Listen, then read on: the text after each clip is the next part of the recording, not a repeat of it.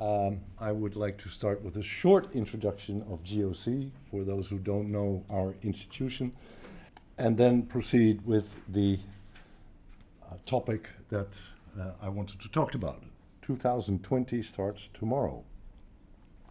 A short introduction of GOC.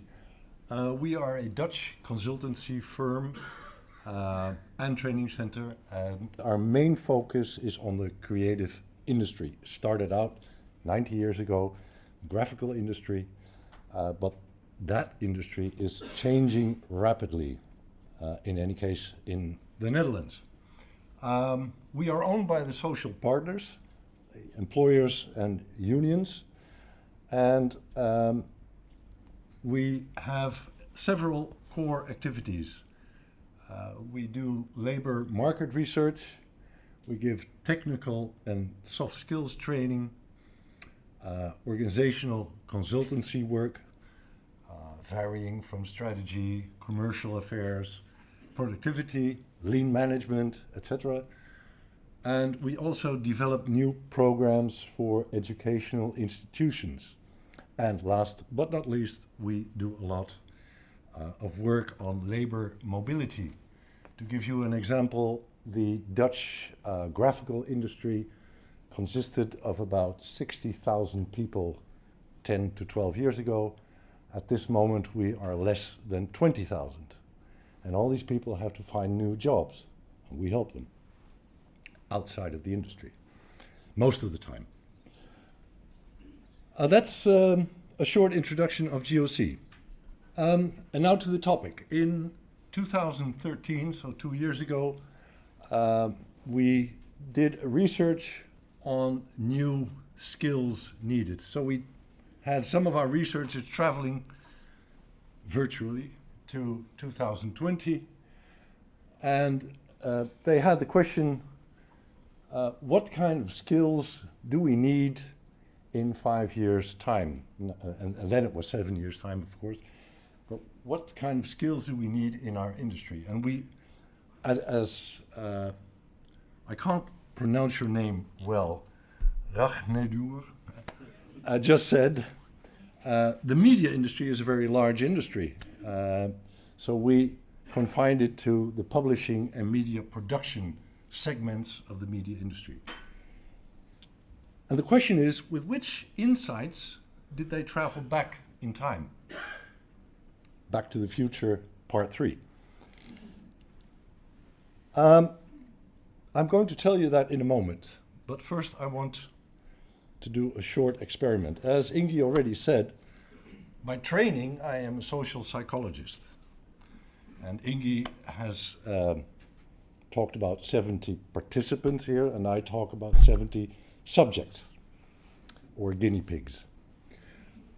I want to do a small experiment just to give you a feeling of the results that we are going to talk about. And for this experiment, I just need you to take pen and pencil or paper, or your tablet or your smartphone, because you have to answer 3 small questions. This is, don't be afraid, this is not an intelligence test. So nobody will flunk. 3 questions. I will project the questions one at a time, and I'll ask you to write down your answer. Don't look at your neighbor. Write down your answer, the first thing that comes up to you. You might want to reflect a bit, but after a few moments I will go to the second question and then to the third question. And then we will see what kind of answers you have given. So, here's the first question. Everybody has pen and paper? Yes? The first question. A racket and ball cost together €1.10. The racket costs €1 more than the ball. How much does the ball cost? Yes. Second question. Everybody has an answer for that? Don't worry about the answer. If 5 machines need 5 minutes to make 5 panels. How much time does it take for 100 machines to make 100 panels? Don't think too long about it. Yes. And now the third. If a pond grows a tuft of water lilies, every day this tuft doubles its size. If it costs 48 days for this tuft to cover up the whole of the pond, how long does it take to cover half the pond?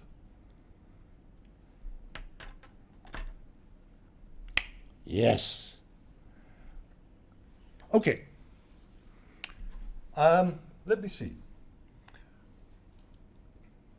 I have 2 types of answers.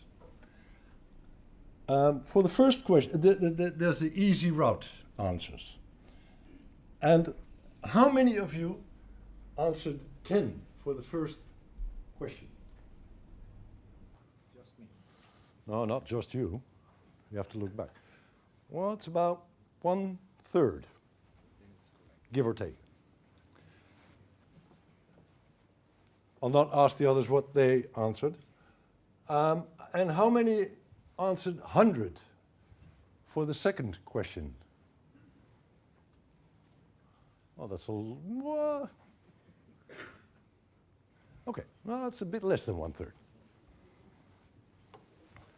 And how many answered 24 days for the last one? Hands up.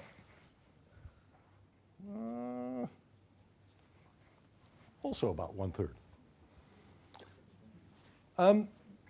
This would lead myself as a psychologist to the conclusion that we have a group of very analytical people here.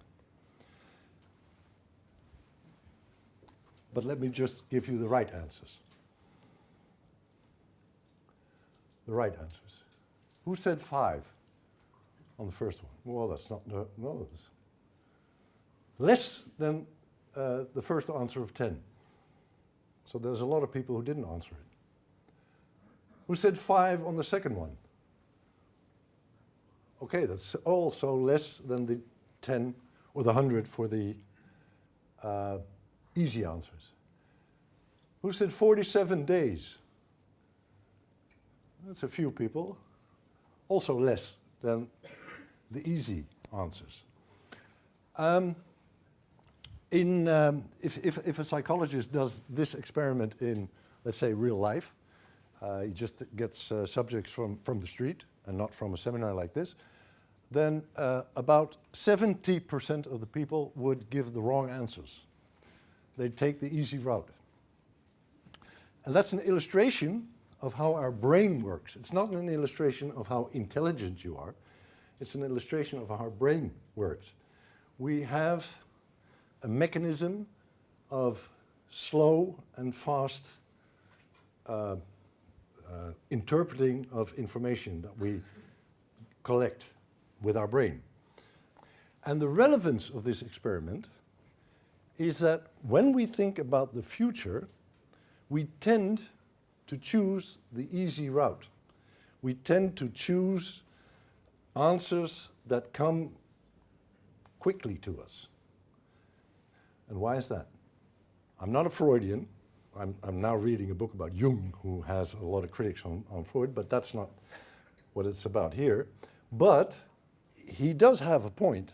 He was one of the first who said, we as people, differing from animals, probably, we protect ourselves from uneasy thoughts. And it's a sort of a self-defense mechanism, this protection, that eases the inevitable pain accompanying change. Every time we have to change as a human being, we have to change something in our context, or in our behavior, or in our goals. Every time we have to change something, there's something of a pain, because it gives a lot of unsecure thought. And you thought I was talking about the future of media. But I'll come there. And rational thought, or analysis, forces us to open our eyes, forces us to think about alternatives, forces us to see consequences, and forces us, in the end, to act differently. And that's the funny thing when you talk about future skills and the future of the media industry. You see all sorts of illustrations in businesses, with people, at schools, that this mainstream, that we think we are thinking rational, but we are not. It's not mainstream. A bizarre illustration, and this is from the Dutch situation. As GOC, we have an annual research program on the economic developments in the graphical industry in Holland, in the Netherlands. And in 2014, we added one small question. And we asked all the companies, what is the main strategic focus of your company at this moment? Now, bear in mind, this is 2014. Media industry is changing rapidly. There's a decline, there's a crisis, there's structural changes. Everything's going on. And here are the answers. 46% says, well, we don't have a specific strategy, we are just doing our thing. Oh. And another 17% says, well, we are growing with existing products and services. We are not innovating, we're just doing better what we already did. 14% says, we're working on cost reduction, we don't have an alternative. And 1% says, well, we're going back to core business. We tried some things, but we're going back to core business, printing. Okay. So there's three other types of strategic focus: broadening products and offering new services, development of new business models, and realizing a merger or acquisition. Now, if you look closely, and I've made some red and some black, this is a nearly perfect Pareto. 78% denies that changes are necessary, and only 22% realizes that change is necessary.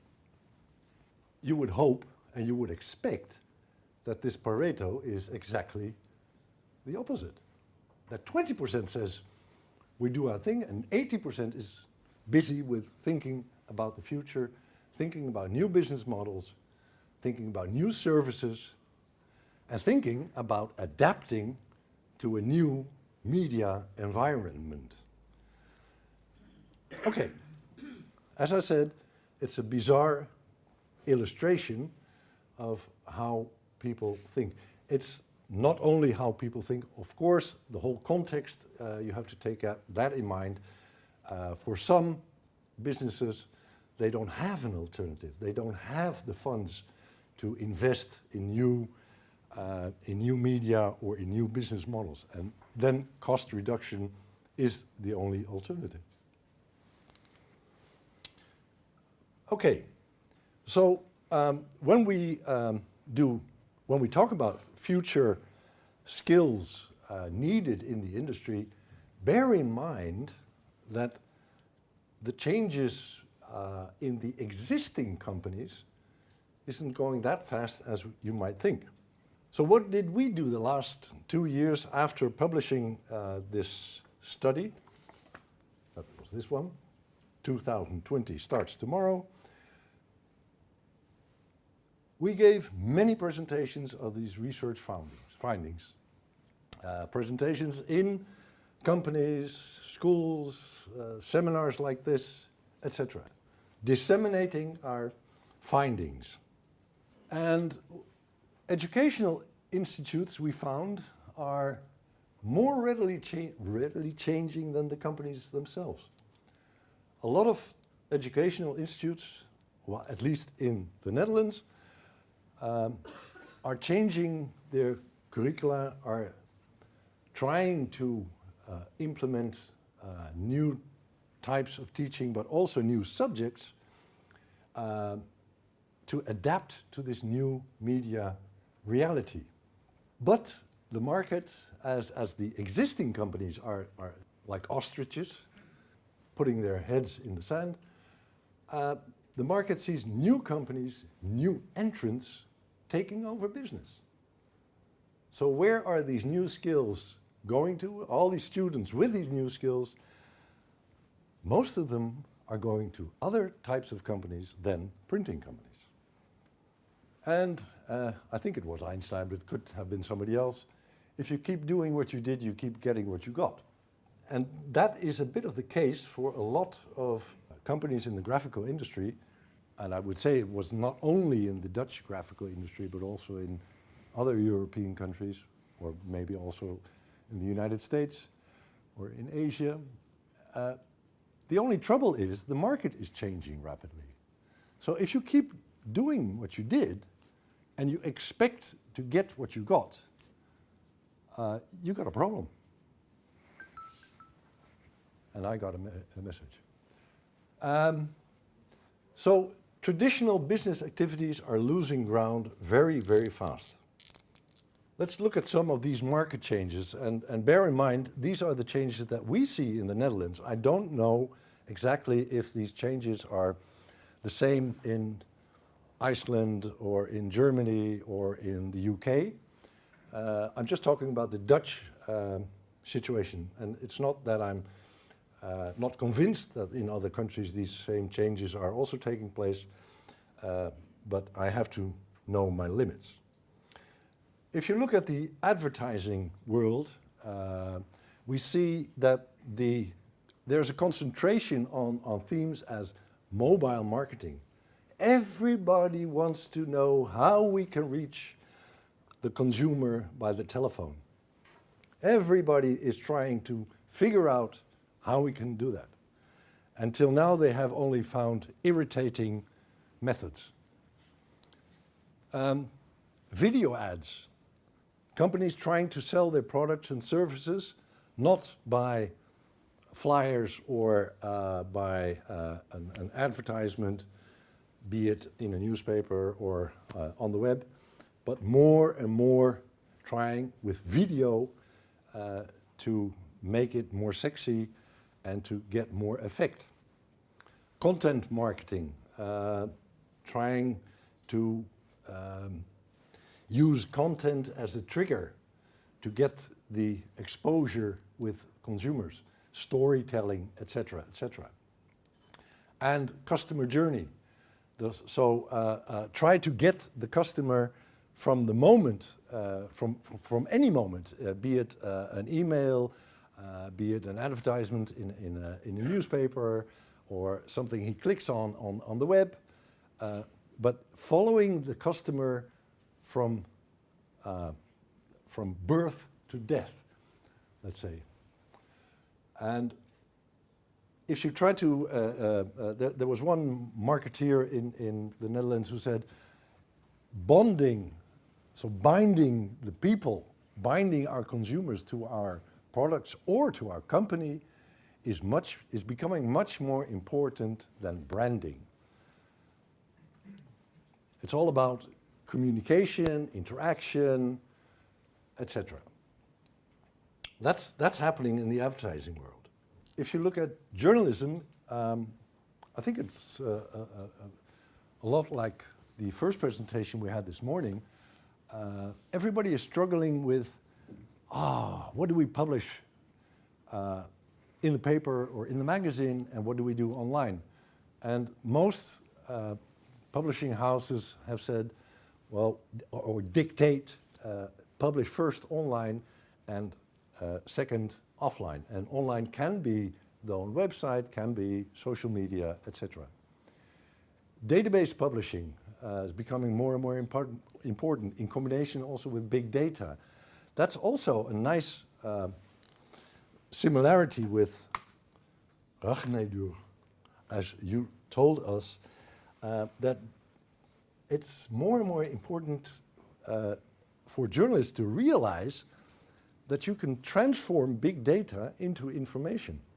And this transformation process is not only what we see now in simple infographics and that sort of thing, it goes much further. It's all about, let's say, using tools that companies use for business intelligence and predictive analytics, that sort of thing. Big software companies like Microsoft are very, very busy developing these kind of tools to help companies or to help individuals make sense out of data.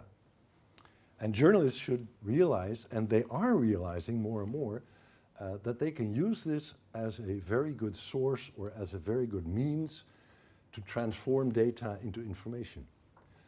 Well, and then the last, the integration of video, audio, and text.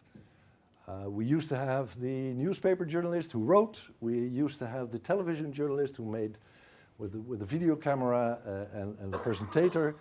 And we had the radio journalist. And what we see now is the integration of all these three. So if a newspaper journalist goes to somebody to take an interview, he should, and it's very easy, of course, because of the technology is so simple, as Jan already said. He can use his smartphone to say, hey man, I want a couple of quotes so that I can publish that on my website. It's not mainstream yet, but it's beginning to start because video is becoming much more important. I will stress that also when we talk about future skills. So, data has become just as important as content, as one of the publishers in the Netherlands said a couple of days ago. And if we look at media production, and then we come to printing companies and media companies and web builders, etc., we see that cross-media in the Netherlands, cross-media capabilities are becoming more and more important. Clients want to be able to make cross-media campaigns. That means they don't only want an advertisement in the newspaper, they also want it linked to their website, or they want it linked to a specific email campaign. And this means the integration of skills in one company, because you can imagine it's quite difficult to make sure that all these small activities are linked well to each other. And project management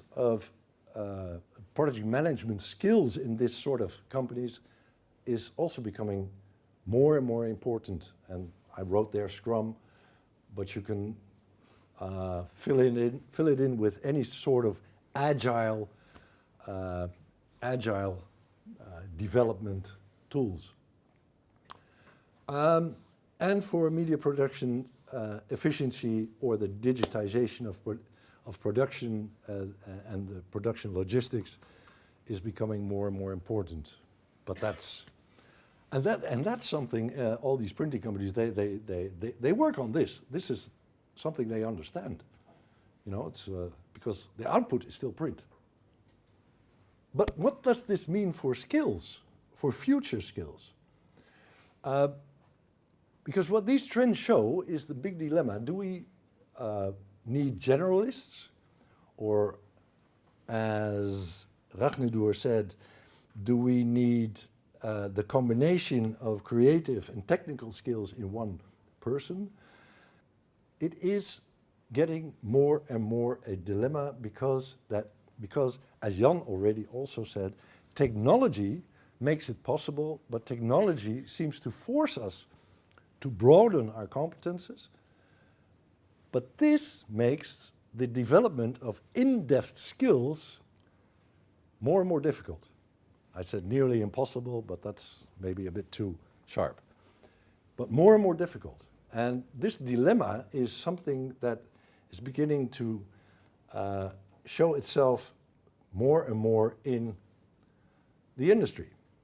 So looking at 2020, tackling this dilemma of the generalist versus the specialist, we started out defining competence profiles instead of job descriptions.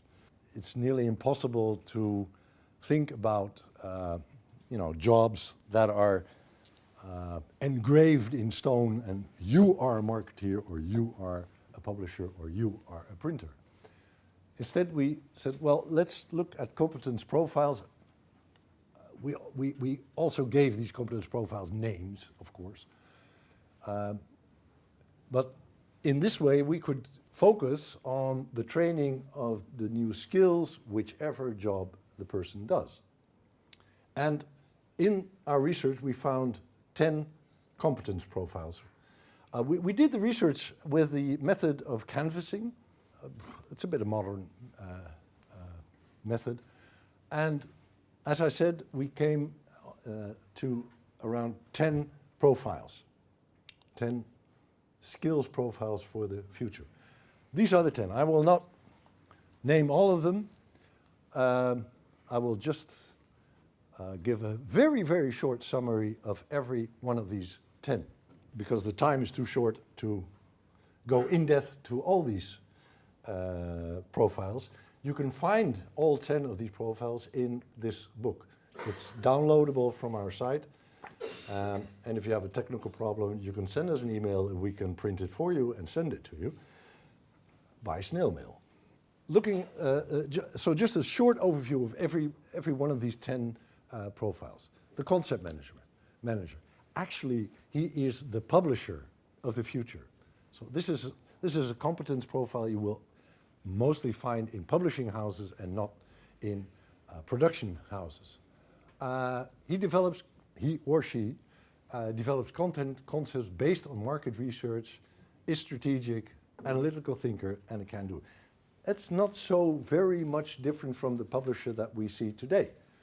I think the only difference is that the publisher of today his mindset is on the money that he can make, and the publisher of tomorrow, his or her mindset is on the market that he or she wants to bring products to. It's a nuance, but it is a difference. Then we have the profile of the community manager, which engages with consumers and fans online, energetic network builder and social media expert.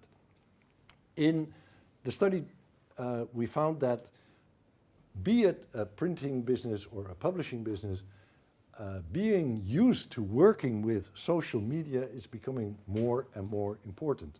In journalism, we see it as it's daily practice already.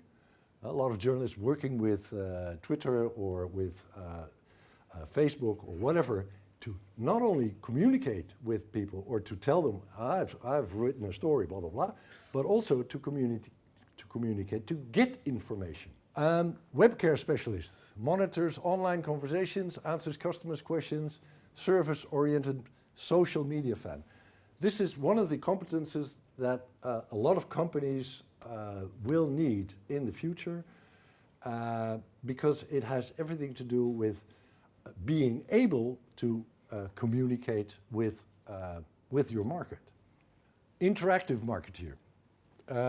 Actually, the marketeer of the past, or the competences, but the interactive marketeer knows everything about being able to design and execute interactive marketing campaigns.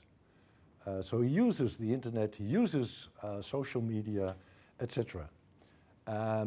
This, for the if the interactive marketeer discipline is in a publishing house, he uses it for his own publishing titles, but it is also a service rendered to customers. And a lot of media advertisement agencies have begun to incorporate these competences into their company so that they can advise their customers. Then we have the content logistics manager, responsible for back-end service and logistics of web-to-print sales, enterprise and problem solver. This needs a little bit of explanation. In the present business models of mainly publishers, it is we have advertisement space for you, and if you use that advertisement space, you can communicate with your customers. But why do companies want to communicate with the customers? Because they want to sell products or services, and even if it's corporate communication, the end goal is to sell. And what we found in the research is that companies in the media industry will have a far more in-depth role in helping companies not only communicate with their customers, but also helping them sell their products. So this is a diffusion of, or a broadening of possibilities for the media industry. The content logistics engineer competences are planning and monitoring multimedia production processes. It's a precise problem solver, etc. If you want to be able to coordinate the production of websites, online campaigns, in combination with offline campaigns, in combination with whatever, the content logistics engineer, he is the one who is able to coordinate all these different activities. And the content engineer edits and formats digital files. So this is more on the execution level. The manager tries to get a hold on all the activities, and the content engineer, he executes, edits, formats, digital files, writes scripts, is able to make it possible that different digital ways of communication are some ways coordinated. I'm not a technician, so I'll probably say this in a very wrong way, but I think that Ragnedoor could make this, make chocolate out of this. Then a funny one, the 3D print designer. Well, we had a lot of comment on this because publishers, they said, what do we do with the 3D designer? We are disseminating information. We're making information products. We make magazines. We make websites. We make whatever, but we don't make things. And, well, that could be true. But if you are helping companies to sell their products, it might be that if you broaden your services in that way, that 3D manufacturing or 3D designing is also becoming a competence that you would want to have in-house. And then the other funny thing, that graphical companies or printing companies, traditional printing companies, if you look at 3D printing, there's a lot of common ground with just 2D printing, with paper, whatever.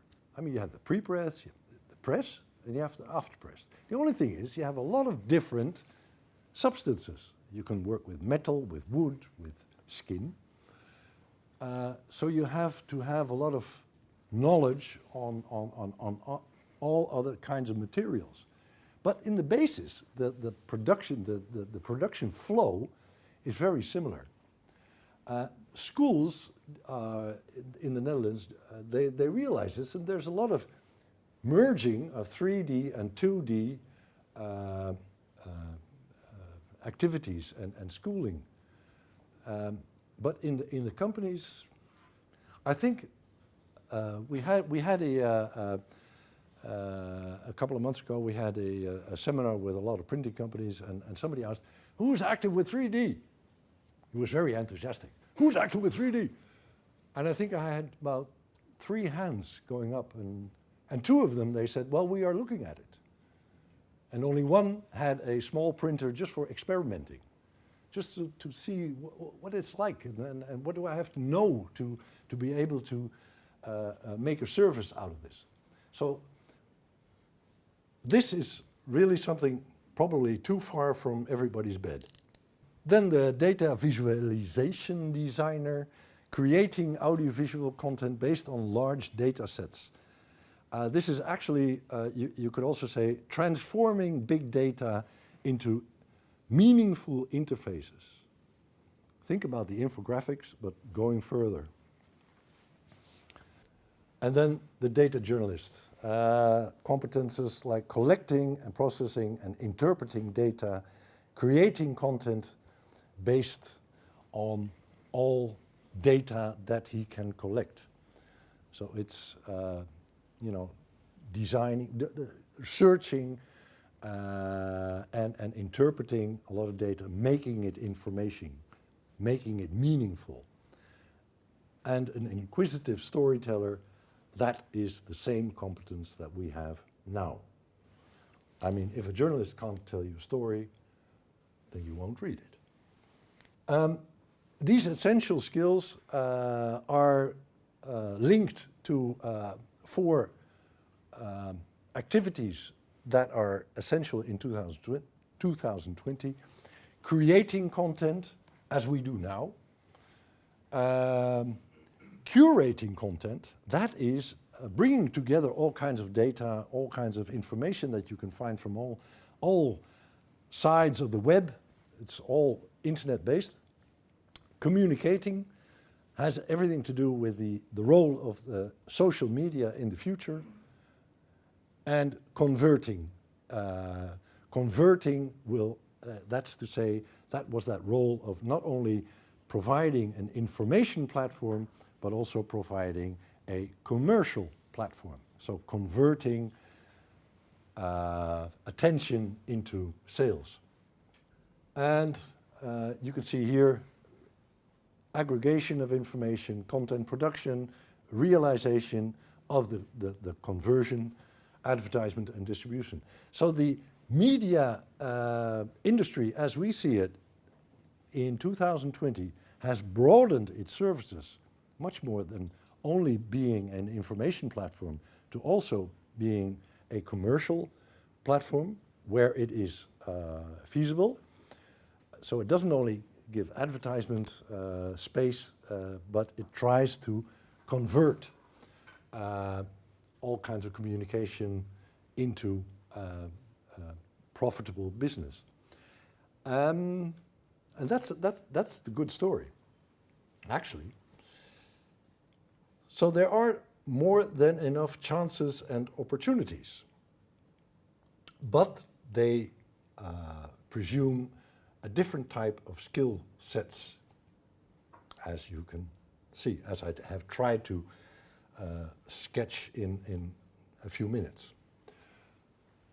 So now we are 2 years later. As I said, we published the study in 2013. We executed the study in 2013. We did a lot of presentations in 2014 and now.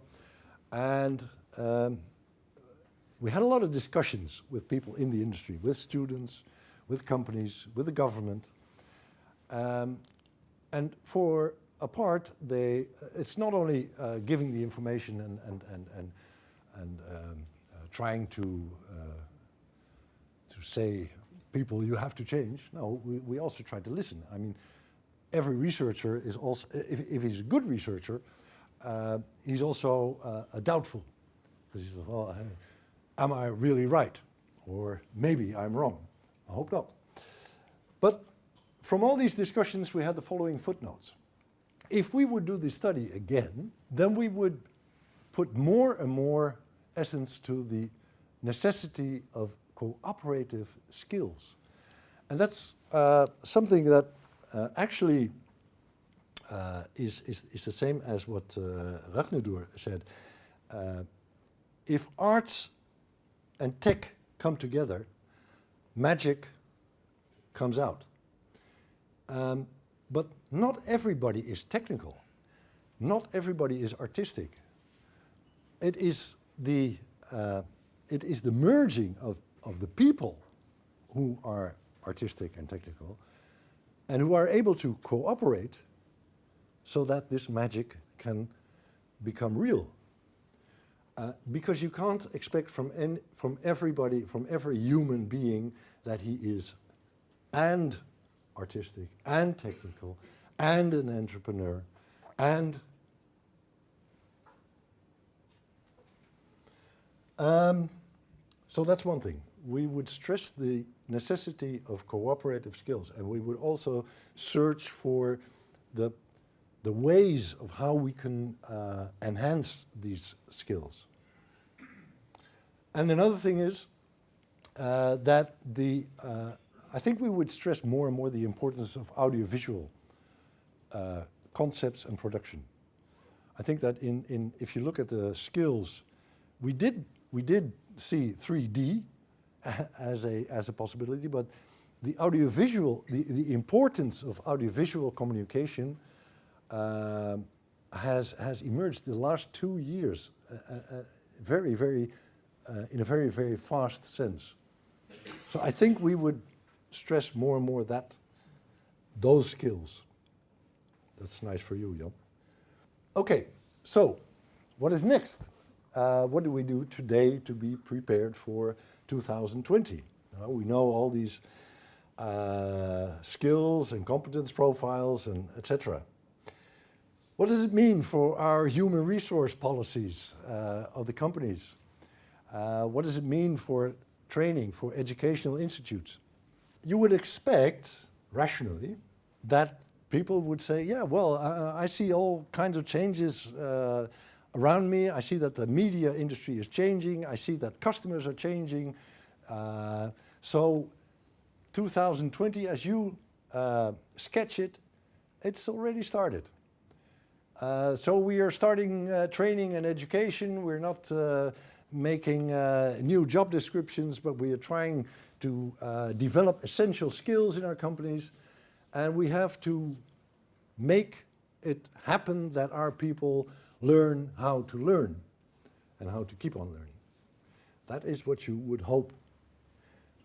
And you would ideally hope that companies demand this from the training institutions, and that schools and these training institutions develop in this sort of future skills profiles and develop programs to develop these skills.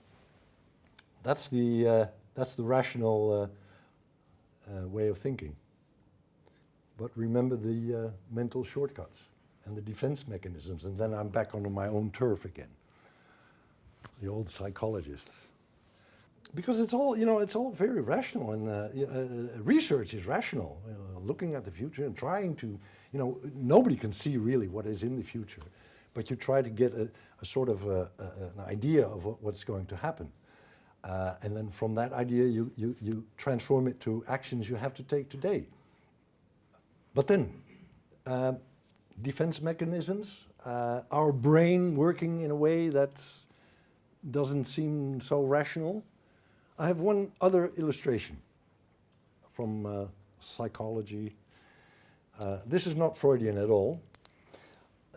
Probably quite a few of you know this one. You probably know it. If I would ask you which dark stip or circle is larger, what would you answer? The left one? The computer says left. No, our brain says left. You probably know it, because if you erase the context, you get this. That's exactly the same. It's been used in a lot of psychological experiments, but it's a very good illustration of our brain. Even if we know that these two dark stips are exactly the same, even if we know, we can't see it. Yeah, now, but not now. And that's the same with this one. People who know this illustration, they know that those two lines are exactly the same, but you can't see it. Look, they're exactly the same. You can't see it, most of the people. And so even if we know that our brain is playing tricks with us, it's still hard to resist. And therefore, we tend to persist in denial or in bagatellization. of the future. So to everybody who wants to know more about these competence profiles, and who would expect that these profiles, seeing all these market changes at the moment, because the market's not waiting for the industry to change. They'll search for other providers. They'll search for the skills that they need, and if they find it in other businesses outside of the traditional media companies, so what? As long as they can survive. So if you expect a lot of companies adapting to these or incorporating these new skills, I would say, well, it's probably a Pareto analysis or a Pareto graph, that 80% is not very, doesn't tend to use this information, and 20% does. And then, as a conclusion, because it's already 12 o'clock and I hear a lot of rumbling, people wanting the lunch, and I understand that we have a lunch here, or at the Hilton. Oh no, not at the Hilton, that's tonight. I myself, I'm a golf addict, so that's why I want to close up and round up with one last thing. As a golfer, you have hazards in the course, and this is the most difficult one of all. But this one says, of all the hazards, fear is the worst. And that's a nice way of looking at the future. Keep that in mind when we look at the future. So, for those who want the publication, you can download it from our site. I have the link there, so if the publication, if the slides are distributed to you, you can just link on it, and if you find any technical difficulties, because it stays technical, you can also send us an email and we will send you a digital printed copy. Thank you for your attention.